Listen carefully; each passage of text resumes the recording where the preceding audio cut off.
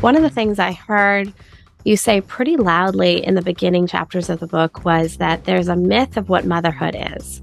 And it's one that we've held on to with the way we've biased our scientific research and through history and just cultural norms in the Western culture.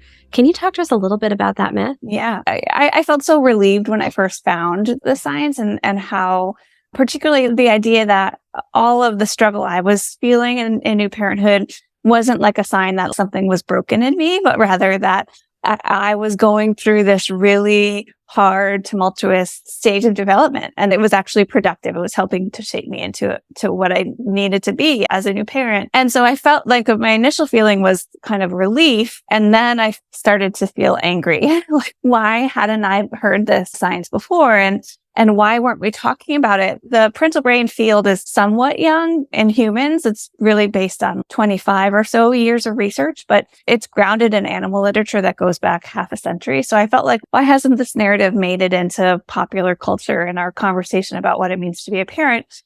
And as I really dug into that question, I realized because we have this other story that we tell that's so ingrained, which is that we have this maternal instinct that kicks in, that is something we are born with, that automatically turns on once we become pregnant or have a baby. And that is really distinctly female. That is an essential part of who we are as women.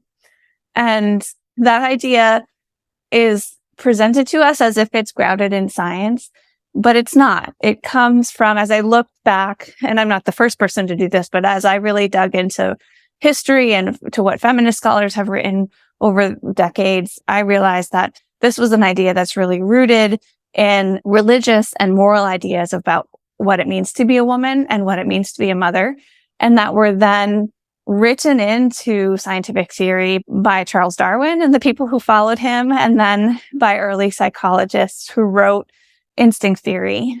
And it has been carried forward even as feminist thinkers from the very beginning said, you've got it wrong.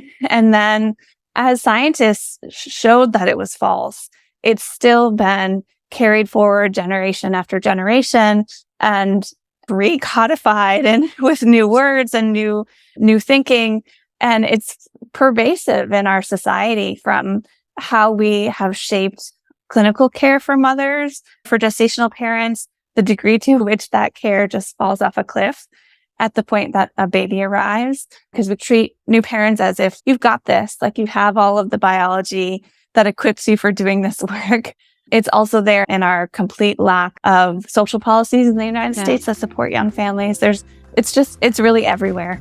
Hi, I hope you loved this little excerpt of Stork'd, the podcast where we talk about all things family building and families. This was a little taste of the bigger episode. We call it a Stork'd Munchkin. If you love what you heard, I highly encourage you to check out the full episode wherever you listen to podcasts. You can also find it on the Stork'd website at storkdpodcast.com. If you're in the process of building your own family or exploring what family means to you, and you want to stay up to date on all relevant topics related to family building, don't forget to subscribe to our newsletter. It's called Let's Start a Family, and it is found on Substack.